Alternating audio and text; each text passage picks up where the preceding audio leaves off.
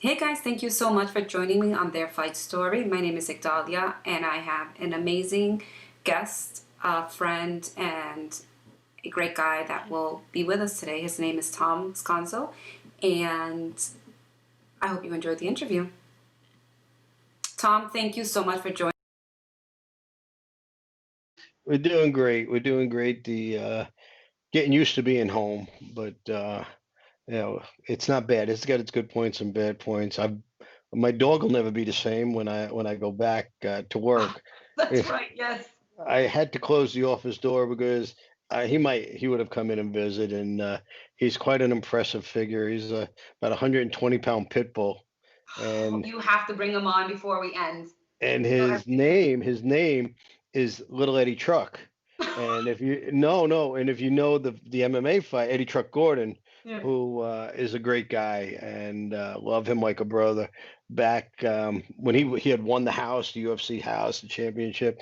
Um, it was right around that time I had another pity who passed away again, very sick. And my wife and I really would, as you can imagine, if you're a dog lover, it was part of our family. Yeah. And we were over Eddie's house, and him and his wife both had pitties, and they breeded, and there was a litter. And the runt of the litter was this little white wife just fell in love with it. And obviously, we live out on the east end of Long Island in the Pine Barrens in Manorville, which is, we have a lot of property and which goes on and on. And um, Eddie said, give the dog a good home. And now the parents were only 40 pounds. The average, they were mid to small size pitties. And it fit what we were looking, just that kind of dog in the house. And Eddie had other plans. He kept growing and he kept growing.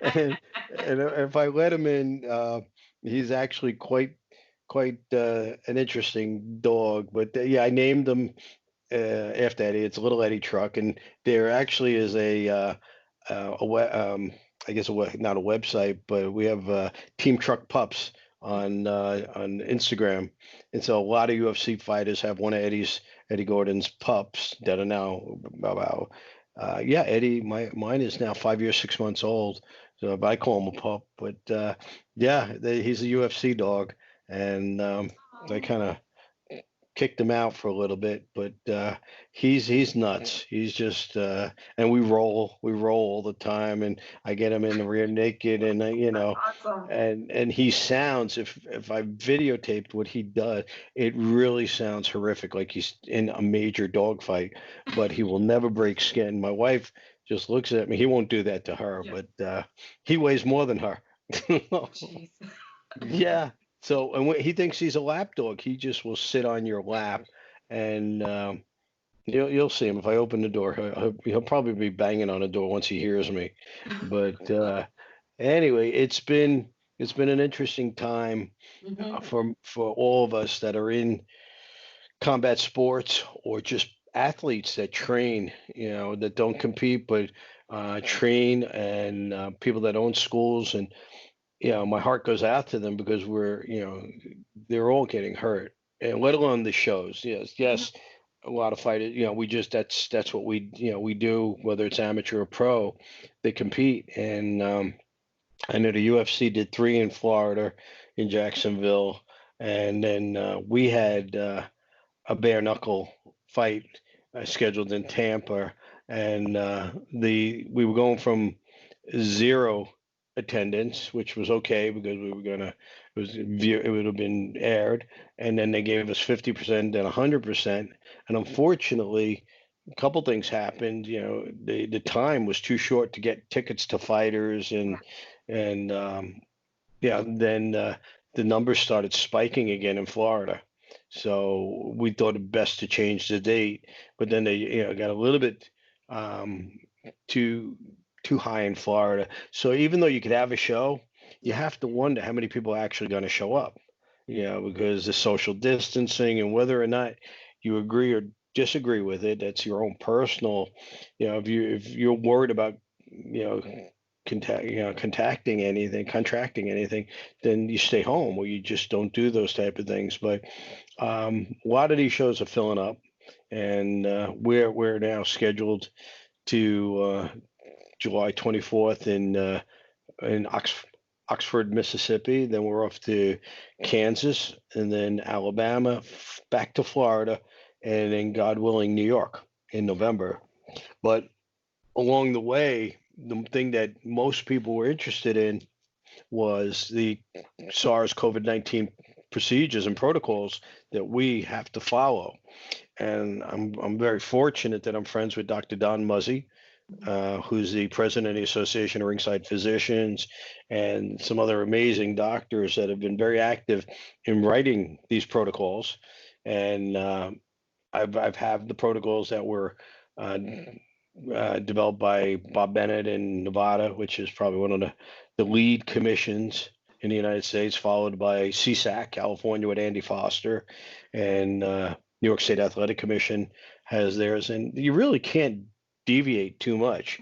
The protocols, you have two different agendas. One is a venue, and whatever we're allowed to put in based on the state, 25%, 50%, or 100%. How are we going to deal with the people coming in? And usually the venue will handle taking their temperatures, scanning them at the door, maybe even putting the seats every other seat.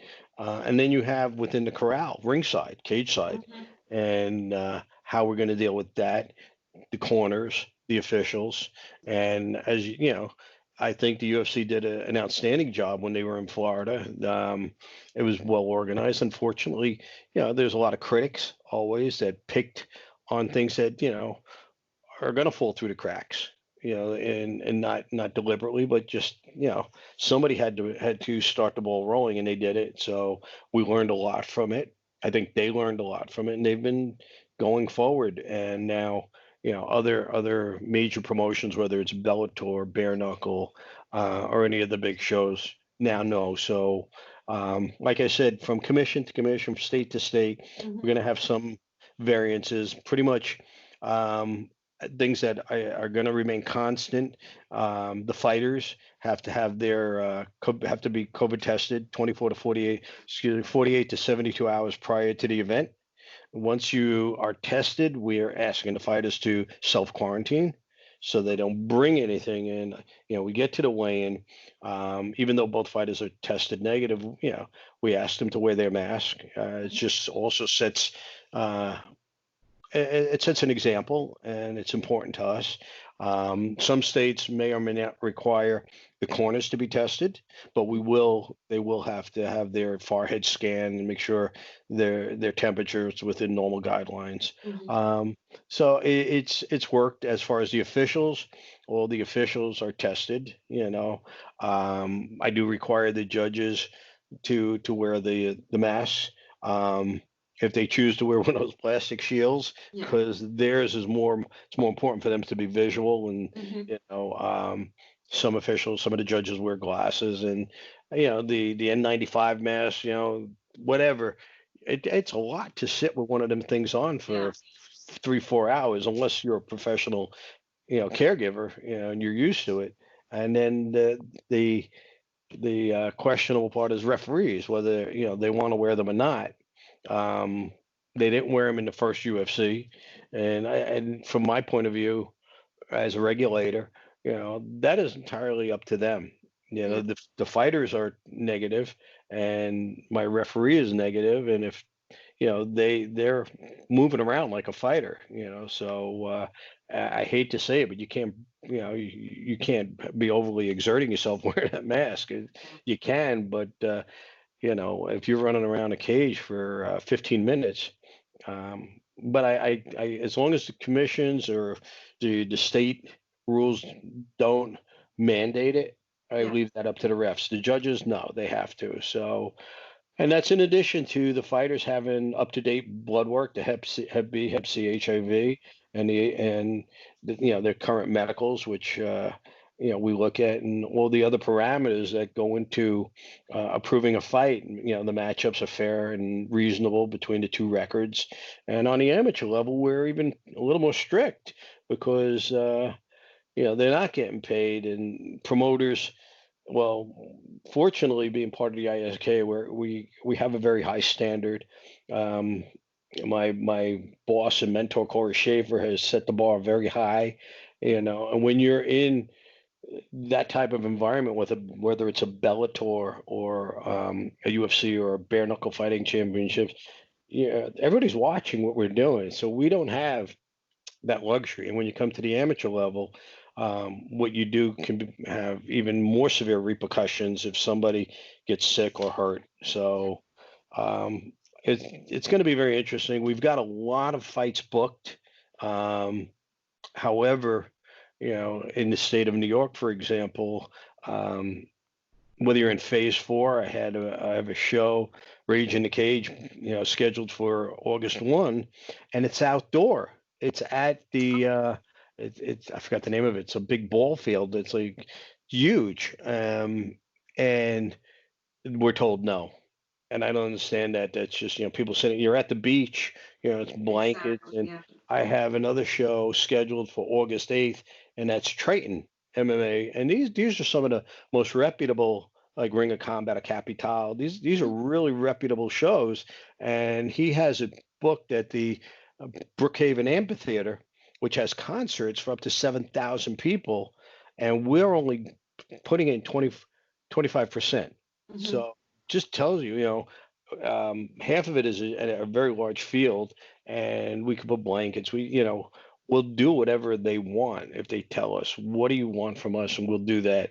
But they're saying no across the board, and I don't think, I don't think a lot of the promoters, a lot of the fighters, there's a lot of class action lawsuits that are going on right now against the governor, and again, unfortunately, people call me and they're Mm-hmm. all upset, and then they call the New York State Athletic Commission or any Massachusetts, wherever, and it's out of our hands, because we work at the, as per the guidelines of the governor, and it's I don't even know what 2020 looks like at this point. I really am hoping that as long as the numbers stay where we are, new COVID, numbers.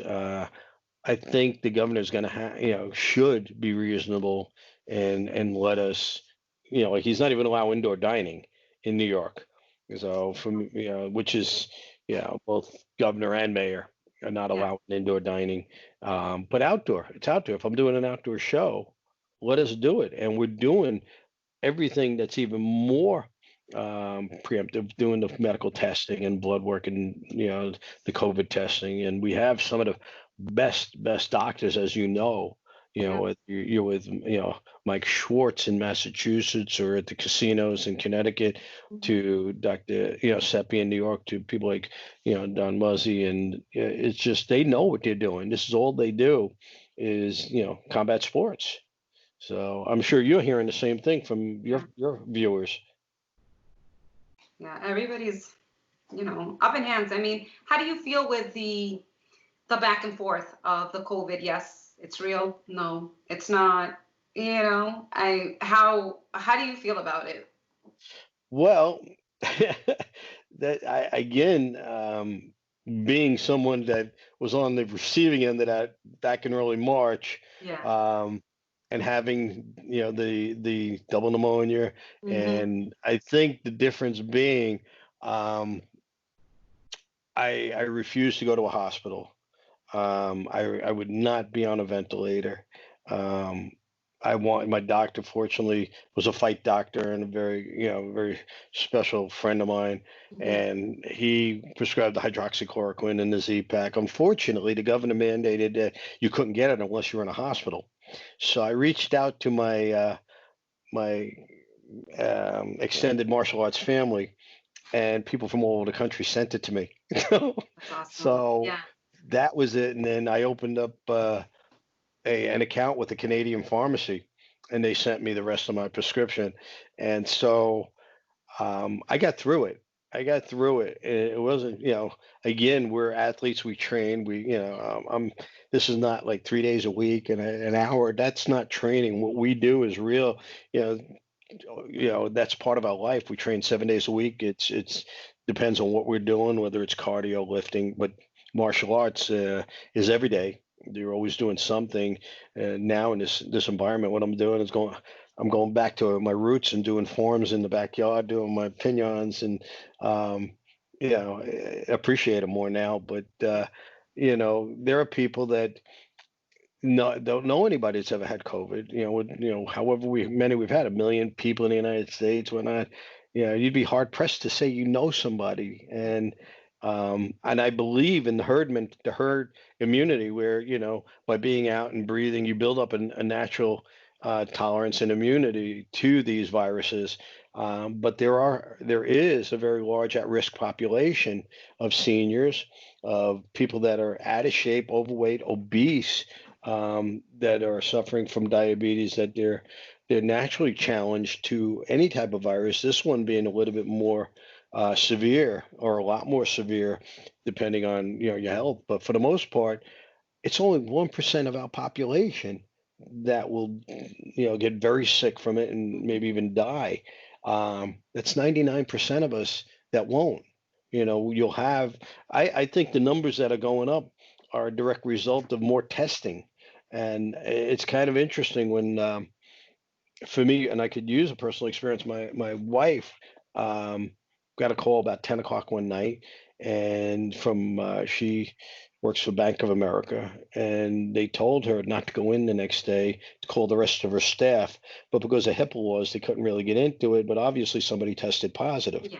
so they went in and sterilized the branch and whatnot, and decided um, to close it, keep it closed. And she was working from home, Oh, and Bank of America, on where I live on East End of Long Island, I think there's only 2, 3 branches that are open. But nevertheless, it was maybe about a week later, a couple days later, she started showing symptoms of sore throat, aches, all the things that we were concerned about, mm, but nothing more than a mild flu. And then I got hit, no fever, but couldn't breathe. I could not breathe, and that was scary.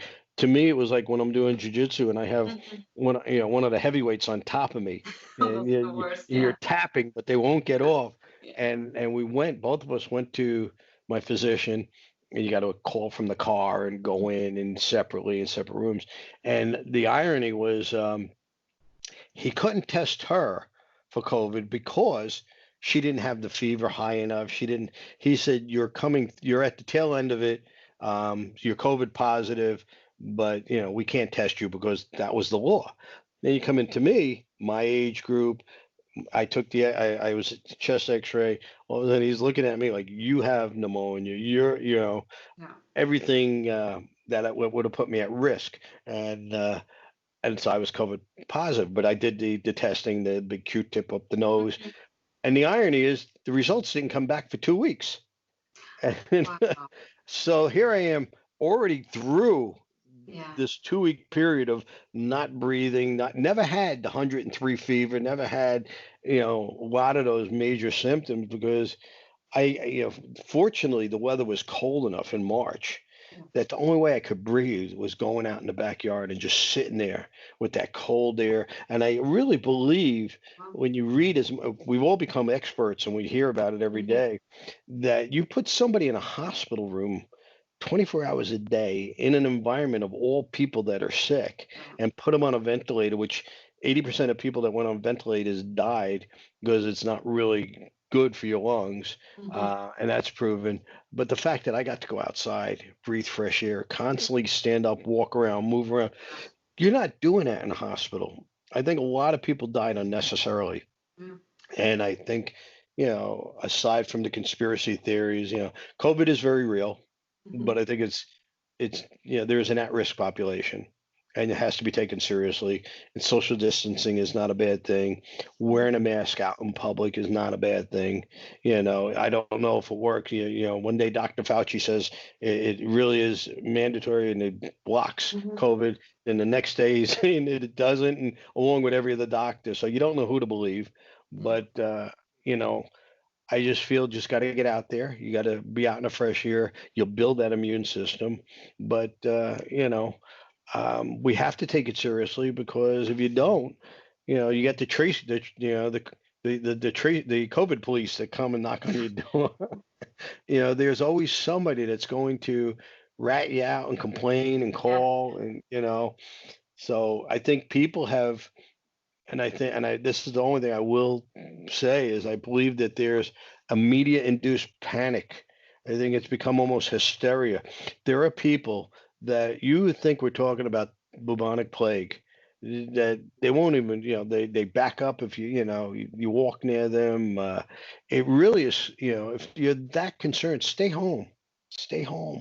But I think the media has been fueling this fear, and you know what fear is? False evidence appearing real. Hmm. Oh, you can hear Eddie. Um, um, yes, that is a very big dog. But yeah, we have to. And as a regulator, Yeah. as somebody that's sanctioning events, um, I have to take it very seriously. I Hmm. don't have the luxury of having an opinion one way or the other.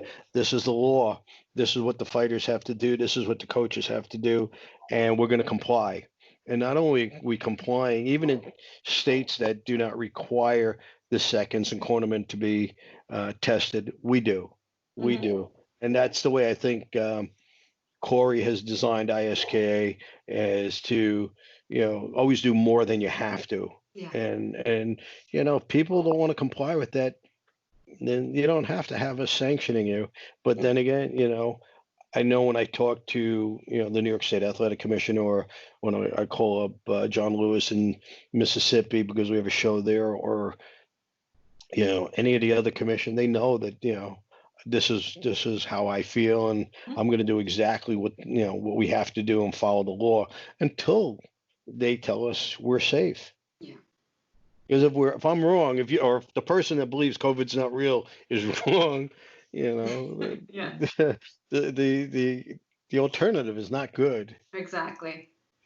What would you like to tell all of the promotions and the athletes, like what they should expect and, kind of like bring them at peace because everybody's like all over the place, trying to figure out what's the next step, what's going to happen, what's not going to happen. Well, again, I have not told any promoter to cancel a show yet. Hmm. We had or have on the books August 7th, Lou Neglia's Capital in Manhattan. One of my favorite shows. I fought on that card, and he was my fight coach. Enormous 30-year relationship with my mentor from that part of the world. August 8th, Triton, which again, one of the best amateur MMA shows. Um, August 9th, Bobby Campbell, three-time world champion, does his show, and I've been friends with Bobby for over 20 years. So these are important shows for me. Rage in the Cage up in Rochester, Mahmoud Bubba Abid, really a very close friend of mine, and puts on an amazing show. I told him not to cancel. I don't know. We're only in July. What is it today, the 8th or something like that? We've got a month. I think what'll happen, to answer your question, trainer, the promoter say, we've got fighters. What do we tell them? You tell them to train. Yes. You tell them to train. Yeah, we've talking about my passion for lifting weights, and but that's me. That's not martial art. I can still Hmm. go in my backyard. I can take one of my pro fighters. I can do mitts with him. I can Yeah. do.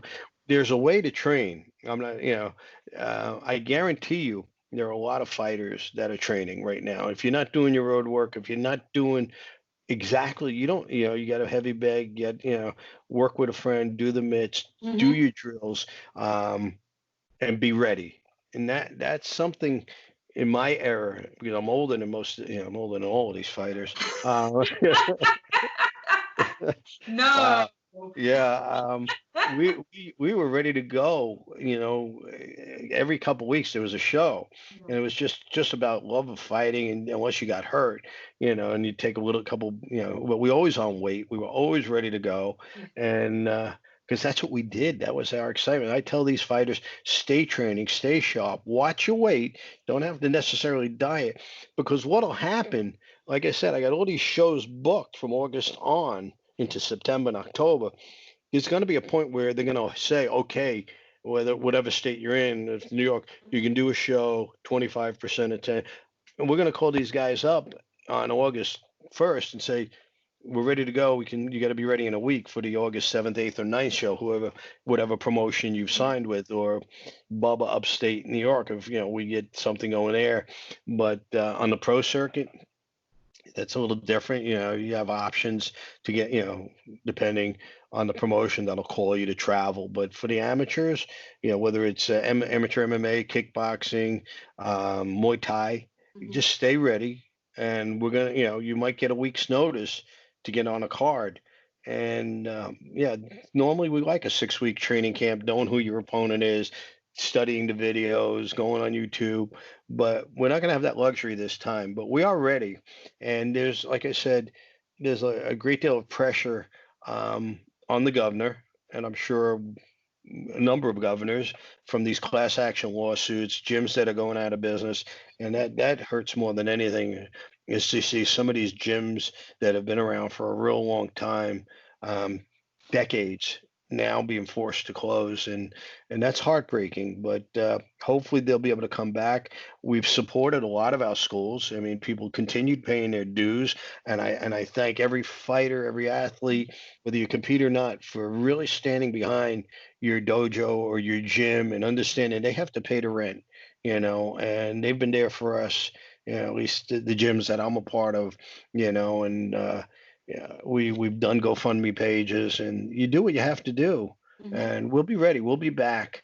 Might be towards the fall, but train, do your if you're a traditional martial artist, do your forms. If not, you know how to do your work. You know how to do your shadow boxing. You know how to find a friend. You can roll. If you're both healthy or whatnot, you can roll. There's not a day that goes by that's in our DNA. Exactly. You see a mat, you got to get down. Yes. you know I got my stamp over here, so that's for life. I didn't, just like a tattoo Yeah. is something that's in you, and I may not want to get hit anymore, but I Yes. don't. I still look at people that I've trained under, like I said, Master Neglia, my other Shidoshi, Master Ron Van Cleef, who's 76 now, and still trains with Helsing Gracie, still competes. The Black Dragon, you know, just a legend. And I run into a lot of these legends at different things, like Bill Wallace. These guys never stop.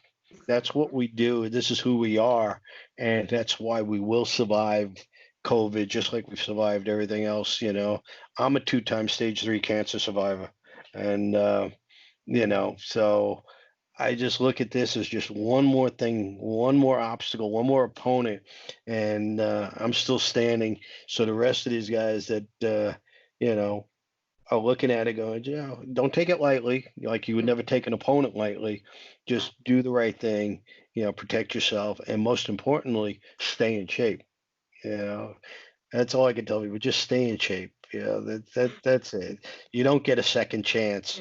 Yeah. You don't buy batteries for the smoke detector after the house burned down. Exactly. This is my house, and and that's it. So anybody has anything, they could always email me at TOMISKANY@gmail. Tell me what state you're in. I'll tell you exactly what the protocol. If you're a promoter, I'll tell you what the protocols are for COVID testing for your fighters and your corners. And I'll actually tell you, where you stand by way, or the promoters. Tell them where they stand. It's one of the benefits. The ISKA is in 49 states. We're in. I don't even know how many countries, but we do 300-400 shows in over 30 countries every year. So they ever need that information, I'm always available. Um, and that's it. This was a real pleasure. Always Thank you so talking much. to you. So It's always a pleasure to see you at the fights. It's always nice to see your wife as well. And I guess we have to meet little Eddie, because like if I I said, we bring open the the door. family, Right? Eddie, Eddie, Eddie, come here. But Come now here. he doesn't want to come. Come here. Come on. Come on. Like, no, you ignored me. Everybody wants to see you. They heard you. Come here. Come here. Can you see Eddie? What a beauty. Hi, Eddie. Say hello. Hi. Say hello. Say hello. Hi. Okay, that's a wrap. Well, thank you so much. He wasn't. He didn't mean it. Okay. I feel, and he's I and feel he's and he's wearing, if you could see it, he's wearing a Harley Davidson scarf. Eddie. Oh, he's on his oh. bed. He's a biker dog. Eddie, come here. I'm on your side. He's like, you've been keeping me out of my room. Can you hear him now? Yeah, but he's a puppy. Thank you He's so he's much. a baby. So you got to meet little Eddie Truck, and it's from the Eddie Truck Gordon Dynasty collection of dogs. But, That's awesome. in person, he'll be a mush. Let's see. Okay. I gotta work Most, myself up. most of the time. Anyway, I hope to see you. At the next show. I'm hoping that we see some activity in Foxwoods and Mohegan Sun, and I love Foxwoods, all the stuff that we did there. Yes. Praying that Scott Kent brings Lions Fight back there as one of my favorite shows. The Muay Thai shows is his fighters are always amazing. Yes. And off to Massachusetts or wherever else we wind up. That's what I want. Just to get back to normal and power normal. Exactly.